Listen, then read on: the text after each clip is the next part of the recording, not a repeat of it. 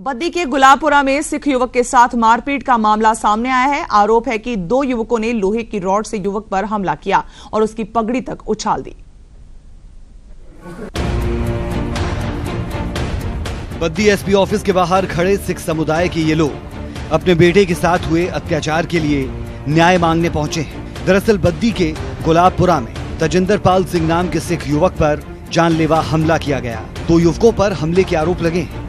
आरोप ये भी है कि दोनों युवकों ने सिख युवक की पगड़ी उछाली और उसके बालों के साथ बेअदबी की, लेकिन पुलिस ने उल्टा पीड़ित तजिंदर पाल के खिलाफ मामला दर्ज किया है।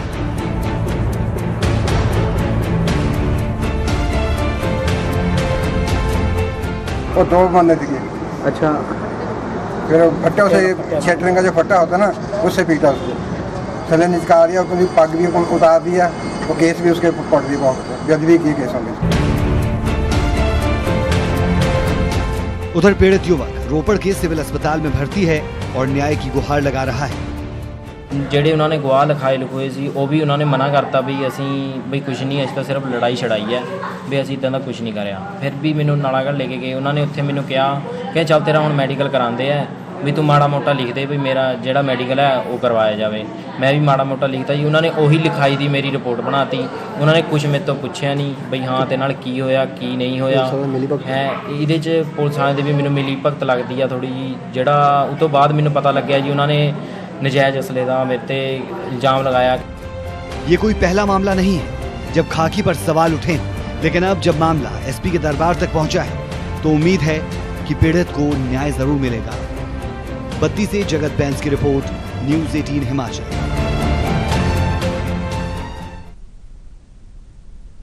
सोनीपत से एक परेशान करने वाली खबर सामने आई है। यहां खरखौदा के सरकारी कॉलेज में प्रोफेसर की हत्या कर दी गई और इल्जाम किसी और पर नहीं बल्कि कॉलेज के ही एक छात्र पर है।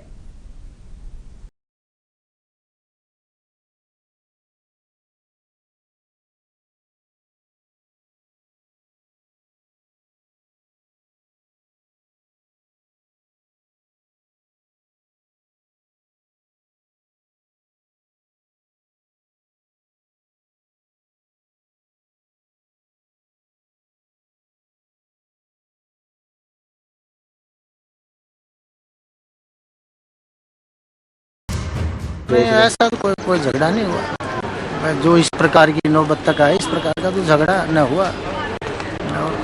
कोई राजेश मलिक के सिर्फ फैमिली में कोई प्रॉब्लम हो या फिर ना ना जी, कोई प्रॉब्लम नहीं, सब ठीक है।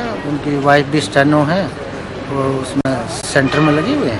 उनकी फैमिली में कोई झगड़ा नहीं। कोई शिकायत तो शिकायत ऑफिस लेवल पे कॉलेज से लिखित होती है। आपने आपके द्वारा की गई थी सर किसी ने, या राजेश मलिक ने की सर? किसी उसने भी नहीं की। किसी और ने कर रखी थी सर? हाँ, किसी और ने कर रखी। किस की कर रखी थी सर? वो तो ऑफिशियल मैटर, उसको तो बता दीजिए। डिपार्टमेंट के उसमें होता है, उसको हम बता भी नहीं सकते। झगड़ा तो नहीं हुआ था कहीं भी, नहीं किसी के साथ शिकायत का मौका दिया था कि शिकायत हुई, लेकिन कुछ जैसे कि एक शिकायत वगैरह थी कॉलेज में, तो वो क्या पता डिस्ट्रीब्यूट वही था, मैटर था कि नहीं था। अपनी कॉलेज में एक राजेश मलिक उसको गोली मार दी। जो सूचना पर हम यहाँ आए थे और देखा कि जो है और 4 उसको गोली लगी हुई है। उसको हमने पहले यहाँ से जो है ना भेज दिया, अपना CSC खरखौदा में भेजा जा चुका था। तो हमने अंदर से फुटेज वगैरह का भी हम कोशिश कर रहे हैं, और जो है ना दूसरी भी जो हमारे अलग अलग एंगल से हम कोशिश कर रहे हैं कौन लड़का हो सकता है जिसे इसको जो है गोली मारी है। जल्दी हम जो है ना पर्दा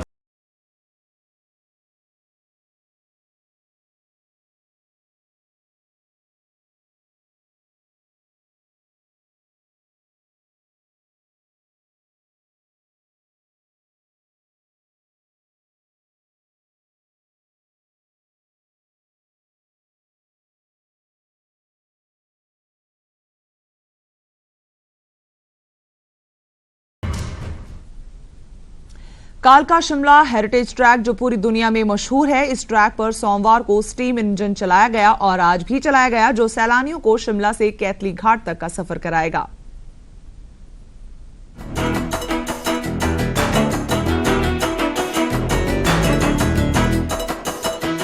कालका शिमला हेरिटेज रेल ट्रैक पर एक बार फिर से करीब 112 साल पुराना भाप इंजन दौड़ रहा है।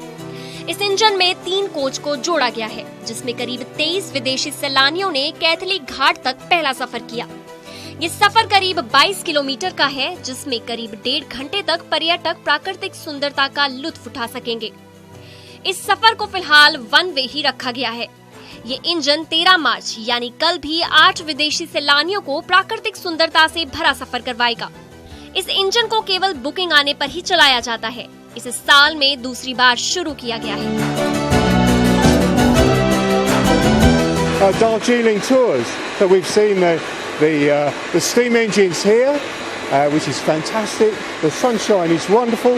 The steam engines and the service and the people are really friendly. Yeah, I'm very excited about it. We had a ride up yesterday on the rail car and very much been interested in the line, its history, and very pleased to be able to have a ride behind a steam loco as well on this fabulous line. Yeah. Okay. इतिहास की बात की जाए तो इस track पर 1903 से 1970 तक स्टीम इंजन चलते थे। इसके बाद डीजल इंजन शुरू हो गए और स्टीम इंजन को बंद कर दिया गया। उसके बाद 2001 में नॉर्दर्न रेलवे ने फिर से स्टीम इंजन को शुरू किया और अब जब भी बुकिंग आती है तब स्टीम इंजन को शुरू किया जाता है। 1994 से स्टीम हेरिटेज ट्रेन्स प्रमोट कर रहे हैं इंडिया में for European and mainly UK market. जो फॉरेन टूरिस्ट आते हैं और हेरिटेज ट्रेन्स में इंटरेस्ट रखते हैं, उनके लिए हम इंडिया में ऑर्गेनाइज करते हैं। We are the only sole company, premier company in India doing that on regular basis. Steam engine को फिर से शुरू करने का मकसद बेहद खास है। वो ये कि पर्यटक पुराने जमाने में होने वाली रेल यात्रा का लुत्फ उठा सके। इस दौरान विदेशी सैलानी काफी उत्साहित दिखे, क्योंकि ज्यादातर विदेशी सैलानियों के पूर्वज शिमला में ही रहते थे। विदेशी सैलानी यहाँ आकर उन्हें याद किया करते हैं। रेलवे विभाग द्वारा 2001 में फिर से इसे शुरू किया गया था, ताकि जो सैलानी है वो अनुभव कर सके कि ब्रिटिशर्स टाइम में किस तरह से रेलवे जो सफ़र होता था, किस तरह का एक वो अनुभव था। वो प्राकृतिक सुंदरता, जो भी पर्यटक शिमला आते हैं उन्हें इसका एक अनुभव दे सके। कैमरा पर्सन सुरेश पाशी के साथ मैं रेशमा कश्यप, न्यूज़ 18 शिमला।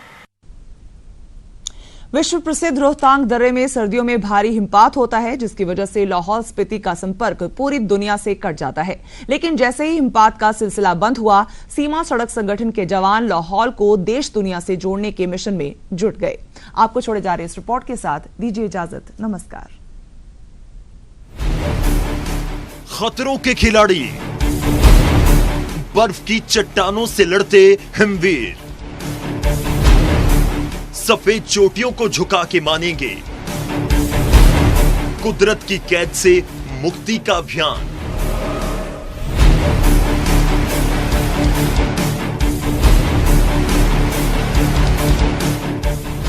बीआरओ यानी बॉर्डर रोड ऑर्गेनाइजेशन, या यूं कहें जांबाजी और बहादुरी का दूसरा नाम। यह संगठन भले ही खुद जंग नहीं लड़ता, लेकिन सेना को सरहदों तक पहुंचाने का जिम्मा इन्हीं का होता है।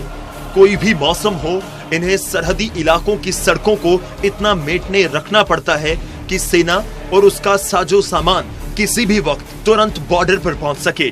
आजकल ये जांबाज संगठन लाहौल स्पीति को कुदरत की कैद से मुक्ति दिलाने के अभियान में जुटा है। सर्दियों में भारी हिमपात के कारण लाहौल करीब 6 महीने तक देश और दुनिया से कटा रहता है। जैसे ही आसमान से बर्फबारी बंद हुई, बीआरओ ने भी पूजा अर्चना के साथ मिशन रोहतांग का श्री गणेश कर दिया। ये मिशन हम हर साल करते आए हैं। ये काफ़ी टफ जॉब है। इसके 2 कारण हैं। एक तो रोहतांग की हाइट जो है वो 13,000 फीट है और इसमें स्नोफॉल बहुत होता है। जैसा अगर आप चारों तरफ देखें, जिस जगह हम खड़े हैं वहाँ पे ही करीब 15 से 16 फीट स्नो है और जैसे जैसे हम आगे रोहतांग की तरफ बढ़ते जाएंगे ये स्नो और भी काफ़ी बढ़ता जाएगा। सामने 30-30 फीट ऊंचे बर्फ के पहाड़, खून जमा देने वाली ठंड और तेज हवाएं बीआरओ के जवानों के लिए सबसे बड़ी चुनौती होती हैं। लेकिन ऐसी चुनौतियों से ये हिमवीर कहां घबराते हैं। मगर सतर्क रहने की जरूरत हमेशा रहती है। वहीं प्रशासन भी इन जवानों के साथ कंधे से कंधा मिलाकर काम कर रहा है। रोहतांग बहाली के दौरान दोनों तरफ चौकियां बनाकर पैदल आने जाने वालों पर नजर रखी जा रही है। रोहतांग बहाली का काम भी शुरू हो चुका है, तो कुछ लोग जो हैं अगर रोहतांग को अगर पैदल क्रॉस करना चाहेंगे, उसके बारे में अभी परमिशन लेने के बाद अभी इसके बारे में कोई अभी एडमिनिस्ट्रेशन के पास कोई इनपुट नहीं है। लेकिन मैं जो लोग अगर रोहतांग को अगर पैदल पार करना चाहते हैं तो उनको मैं ज़रूर गुजारिश करूँगा कि कृपया जो है स्थानीय एडमिनिस्ट्रेशन जो है, चाहे लाहौल स्पीति का हो चाहे कुल्लू का हो, उनको ज़रूर इसके बारे में पता करें। अपने काम के प्रति बीआरओ के जवानों का ये जुनून तारीफ के काबिल है। मानो कह रहे हो हम हिमवीर हैं, मत वाले हैं, हम तूफानों से कहां डरने वाले हैं। मनाली से सचिन शर्मा, न्यूज़ 18 हिमाचल।